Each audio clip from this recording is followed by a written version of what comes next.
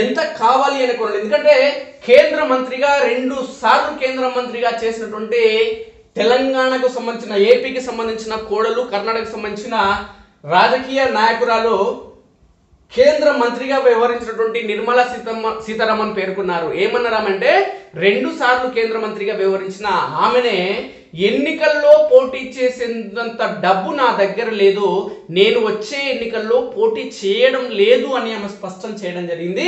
ఎన్నికల నుంచి నేను తప్పుకుంటున్నా, ఎన్నికల్లో నేను పోటీ చేయను, చేసేంత డబ్బు నాకు లేదని కేంద్ర మంత్రి, అంటే ఈ దేశానికే కేంద్ర మంత్రిగా వ్యవహరిస్తున్నటువంటి, అంటే ఈ దేశానికి ఒక మంత్రిగా వ్యవహరిస్తున్నటువంటి ఒక మహిళ, దేశ రాజకీయాలను శాసించినటువంటి ఒక మహిళనే ఈ విధంగా మాట్లాడడం అంటే రాజకీయాల్లో డబ్బు ప్రాధాన్యత ఎంత ఉందనేది స్పష్టమవుతుంది.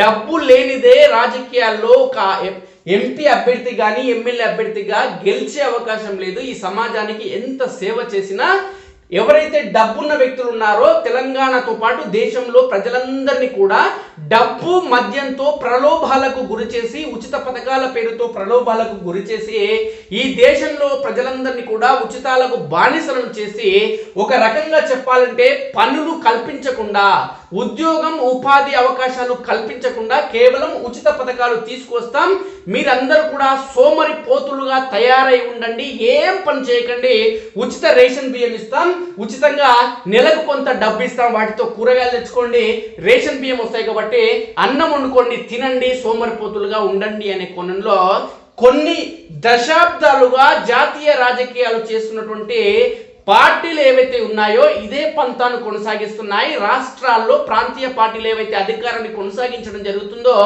ఈ పార్టీలు కూడా అవే చేస్తున్నాయి. తమిళనాడులో స్టాలిన్కి సంబంధించిన పార్టీ కానీ, మరోవైపు జయలలితకు సంబంధించిన గతంలోని పార్టీ కానీ, ఇప్పుడున్నటువంటి తెలంగాణ రాష్ట్రంలో కాంగ్రెస్ పార్టీ కానీ, గతంలో తెలంగాణ రాష్ట్రాన్ని 10 ఏళ్ళు పాలించిన టీఆర్ఎస్ పార్టీ కానీ చేసిన పథకాలు మొత్తం ఇవే మిత్రులారా. మహిళలందరికీ పింఛన్లు ఇస్తున్నాడు రేవంత్ రెడ్డి, అదేవిధంగా మహిళలందరికీ ఆర్టీసీ బస్ ఫ్రీ అన్నాడు రేవంత్ రెడ్డి, కరెంట్ అంతా ఫ్రీ అన్నాడు రేవంత్ రెడ్డి. ఎక్కడి నుంచి తీసిస్తాడు? మళ్ళీ ప్రజలపైనే ట్యాక్స్ల భారం మోపిస్తాడు. ఉచితాలు అనేది దేశానికి అత్యంత ప్రమాదకరం. ఈ దేశం మరింత దరిద్రంలోకి వెళ్లేందుకు అవకాశం ఉంది. ఈ దేశానికి కావాల్సింది ఉచిత పథకాలు కావురా నాయనా. ఈ దేశానికి కావాల్సిన, ప్రపంచంలోనే ఈ దేశంలో అత్యధిక మంది యువత ఉన్నారు కాబట్టి ఈ యువతకు ఉద్యోగ ఉపాధి అవకాశాలు కల్పించాలి, నాణ్యమైనటువంటి విద్యను అందించాలి, నాణ్యమైన వైద్యాన్ని అందించాలి, అద్భుతమైనటువంటి ఉపాధి అవకాశం కల్పించాలి. యువకులు ఎక్కువగా ఉన్నారు కాబట్టి పనిచేసే శక్తి ఉంది, వాళ్ళ ఒంట్లో సత్తువ ఉంది కాబట్టి వాళ్ళకు కావలసిన పని ఇవ్వకుండా మేము కంట్రోల్ బియ్యం ఇస్తామని చెప్పి వాళ్ళకున్న శక్తిని నాశనం చేసేలా ఉత్తిగా ఉండి కంట్రోల్ బియ్యం తిని, ఇచ్చిన ఉచిత పథకాలు తిని ఏం చేయాలో తెలియక గంజాయికి, డ్రగ్స్కు బానిస అవుతున్నారు అనేక మంది భారతీయులు యువత. కాబట్టి ఇలాంటి రాజకీయాల్లో మార్పు రావాల్సిన అవసరం ఉంది. దేశానికి సేవ చేసే వ్యక్తులు ఎవరైతే ఉన్నారో వాళ్ళకే ఓట్లు వేయాలి. ఉన్నత విద్యావంతులు, మేధావులు ఎవరైతే ఉన్నారో, సమాజం పైన అవగాహన ఉన్న వ్యక్తులకి పట్టం కట్టాల్సిన బాధ్యత ఈ భారతీయుల పైన ఉంది, భారతీయ ఓటర్ల పైన ఉంది. డబ్బు మద్యానికి బానిసలై, ఒక్కరోజు కోసం డబ్బు, ఒక్కరోజు కోసం మద్యం బానిసలై 5 ఏళ్ల పాటు క్రిమినల్స్ చేతిలో ఈ ప్రభుత్వాలని కానీ చట్టసభలకు క్రిమినల్స్ను పంపాల్సిన బాధ్యత ప్రజలే తీసుకోవడం అనేది అత్యంత దుర్మార్గమైన పని. ఒక హత్య చేసిన వాడు, ఒక అత్యాచారం చేసిన వాడు, ఒక సమాజాన్ని విచ్ఛిన్నం చేసే వ్యక్తులు బాగా డబ్బులు సంపాదించి వాడు ఎన్నికల్లో పోటీ చేసి డబ్బు మద్యాన్ని పంపిణీ చేస్తే, అలాంటి తోడు దొంగల్ని, గజ దొంగల్ని చట్టసభలకు పంపిస్తే వాళ్ళు చేసే చట్టాలు ఎట్లుంటాయి మిత్రులారా? దేశ ప్రజలకి అవసరం వచ్చేట్టు అసలు ఉండవు, దేశానికి కీడు చేసేటట్టు ఉంటాయి, సమాజాన్ని, చట్టాన్ని విచ్ఛిన్నం చేసేటట్టు ఉంటాయి. కాబట్టి డబ్బు మద్యానికి బానిస కాకుండా మొదటగా ప్రజలు ప్రతిభావంతులకు, ప్రజలకు సేవ చేసే వాళ్ళకి ఓటు వేయాలి. అదే క్రమంలో ప్రజాప్రతినిధులుగా ఎన్నికైన వాళ్ళు అవినీతి అక్రమాలు కుంభకోణాలు చేయకుండా ప్రజలకు సేవ చేసేందుకు 5 ఏళ్ల విలువైన కాలాన్ని కేటాయించాల్సిన అవసరం ఉంది, ఈ సమయాన్ని. ఈ అంశానికి సంబంధించి ఒకసారి మనం గమనిస్తే ఎన్నికల్లో పోటీకి ఎంత కావాలి, నిర్మల వ్యాఖ్యలతో ఎన్నికల వ్యయంపై చర్చ. అంత డబ్బు తన వద్ద లేదన్న కేంద్ర మంత్రి లోక్సభ అసెంబ్లీ ఎన్నికలకు వేర్వేరు పరిమితులు పాటించకుండా అభ్యర్థులపై అనర్హత వేటే అనేది దేశంలో పనిచేయదు మిత్రులారా. వీళ్ళ పైన రాజకీయ నాయకుల పైన ఏదైనా కేసు ఉంటే వాళ్ళ 5 ఏళ్ల పదవీ కాలం అయిపోయే వరకు ఆ కేసు సాగుతూనే ఉంటుంది తప్ప ఆ కేసు హియరింగ్కి రాదు.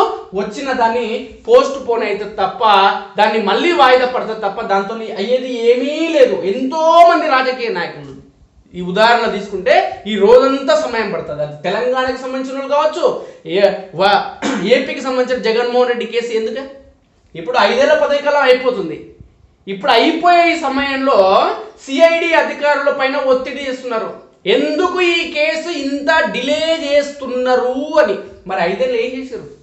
ఎక్కడ పోయినాయి చట్టాలు, ఎక్కడ పోయినాయి నిబంధనలు, ఎక్కడ పోయింది భారతదేశంలోని భారత రాజ్యాంగ పరిమితులు, ఎక్కడ పోయినాయి? ఇన్ని రోజులు జగన్మోహన్ రెడ్డి పైన ఎందుకు చర్యలు తీసుకోలేదు? దానికి సంబంధించి చూస్తే లోక్సభ ఎన్నికల్లో పోటీ చేసేందుకు అవసరమైన డబ్బులు తన వద్ద లేవని అందుకే పోటీకి దూరంగా ఉంటున్నాడని కేంద్ర ఆర్థిక మంత్రి నిర్మలా సీతారామన్ ఇటీవల చేసిన ప్రకటన సంచలనమైంది. రాజ్యసభ ఎంపీగా ఉన్న ఆమె గతంలోనూ లోక్సభకు పోటీ చేయలేదు. అందుకు బాగా ధనబలం కావాలని తన వ్యాఖ్యల ద్వారా చెప్పారు. దాంతో ఎన్నికల వ్యయం మరోసారి చర్చనీయాంశమైంది. 2016లో కర్ణాటక నుంచి రాజ్యసభకు ఎంపికైన నిర్మల 2014 నుంచి 16 దాకా ఆంధ్రప్రదేశ్ నుంచి రాజ్యసభ ఎంపీగా ఉన్నారు. గత రాజ్యసభ ఎన్నికల ఫార్మెట్లో ఆమె తన నికర ఆస్తుల విలువను 2.5 కోట్లుగా ప్రకటించారు. అయినా ఎన్నికల్లో పోటీకి సరిపడా డబ్బులు లేవని స్వయంగా దేశ ఆర్థిక మంత్రి అనడంతో అసలు ఒక అభ్యర్థికి ఎంత డబ్బు కావాలన్నది ఆసక్తికరంగా మారింది. ఇక ఎంత కావాలి? ఎన్నికల ప్రచారానికి పార్టీలు ఎంతైనా ఖర్చు పెట్టొచ్చు, వాటికి పరిమితులు లేవు. కానీ అభ్యర్థులు చేసే వ్యయాలకు మాత్రం పరిమితులు ఉన్నాయి. లోక్సభ ఎన్నికల్లో ఒక అభ్యర్థి 95 లక్షలకు మించి ఖర్చు పెట్టకూడదు. ఇది ఎంత హాస్యాస్పదం అంటే, ఇలాంటి విషయాలు వస్తే ఈ మిలీనియంలోనే హైయెస్ట్ జోక్ ఇది మిత్రులారా. ఎంపీ అంట 95 లక్షలు పెడతారంట. ఒక్కొక్క ఎమ్మెల్యే పెట్టింటారు ఆయన 75 కోట్లు 100 కోట్లు. ఎంపీ అంటే 7-8 మంది ఎమ్మెల్యేల పరిధిలో ఒక ఎంపీ ఉంటాడు. ఇంకా ఎన్ని కోట్లు పెట్టాలి మిత్రులారా? ఒకసారి ఆలోచన చేయండి.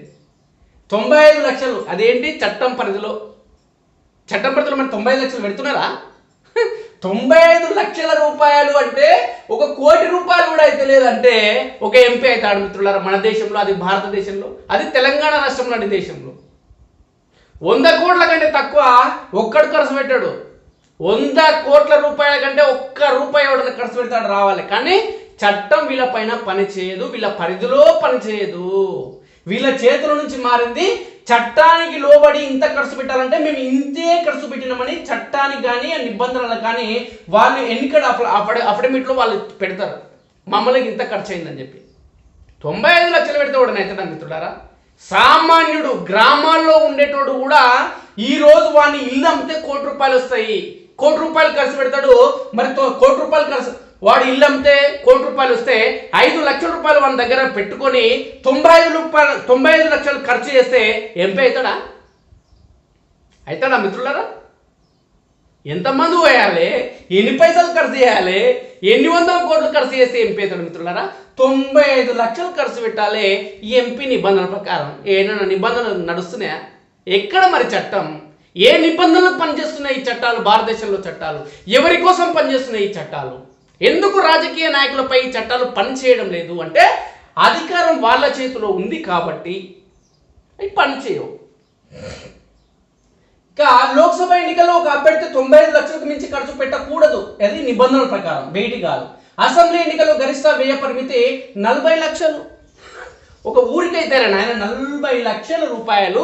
2023 ఎన్నికల్లో ఈ 40 లక్షల రూపాయలు ఒక పెద్ద గ్రామం ఉంటే ఒక పెద్ద గ్రామానికి ఈ పైసలు పోయినాయి, పంపిణీ చేశారు.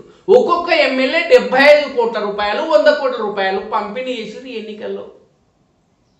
100 కోట్లు ఖర్చు చేసిన నాకు ఈ ఎన్నికల్లో 5 ఏళ్లలో నేను ఏం సంపాదిస్తా అనే కోణంలో ఇప్పుడు సొంత కార్యకర్తల దగ్గర ఆలోచన చేస్తున్నారు.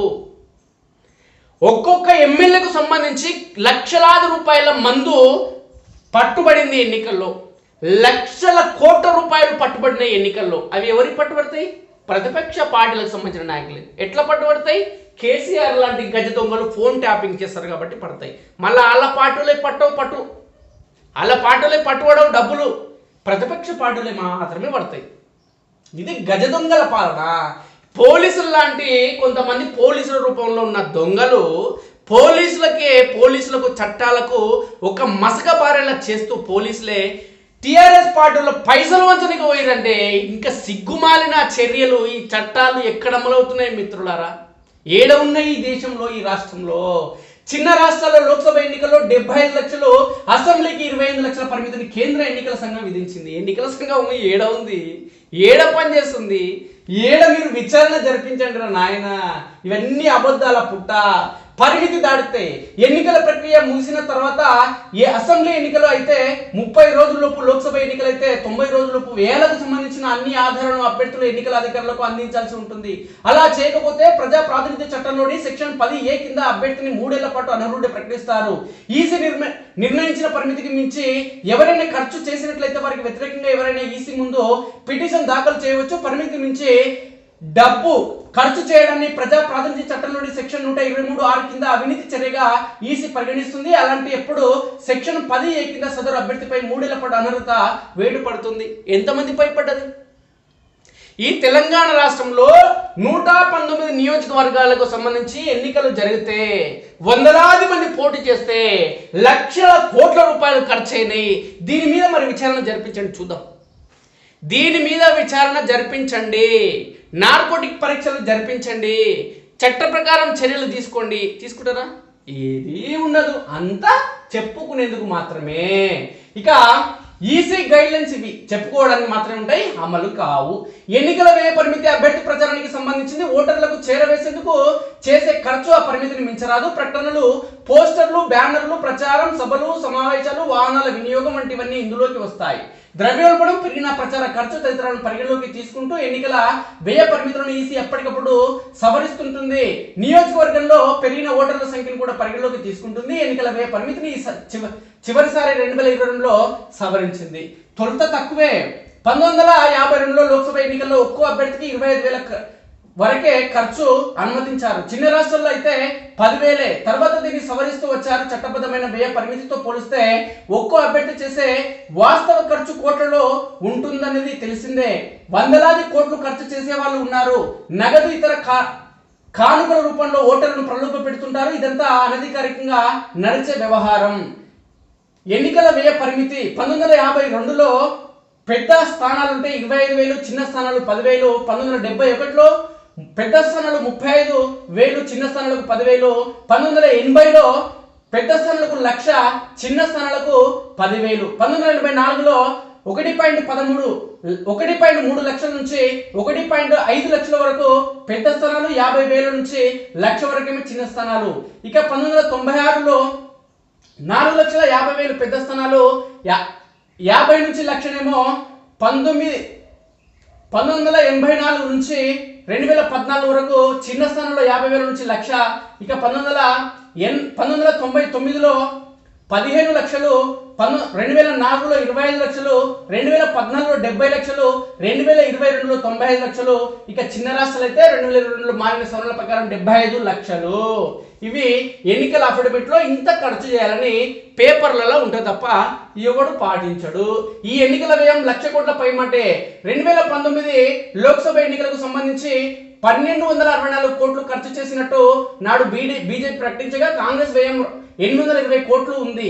వాస్తవానికి ఆ ఎన్నికల్లో దేశవ్యాప్తంగా పార్టీలు, అభ్యర్థులు చేసిన ఖర్చు 60,000 కోట్లు దాటి ఉంటుందని సెంటర్ ఫర్ మీడియా సర్వీసెస్ అధ్యయనం పేర్కొంది. ఈ లోక్సభ ఎన్నికల్లో ఇది ఏకంగా 1.2 లక్షల కోట్లకు చేరుకుందని అంచనా వేసింది. అంటే ఒక్కో నియోజకవర్గానికి సంబంధించి సగటున 221 కోట్లు.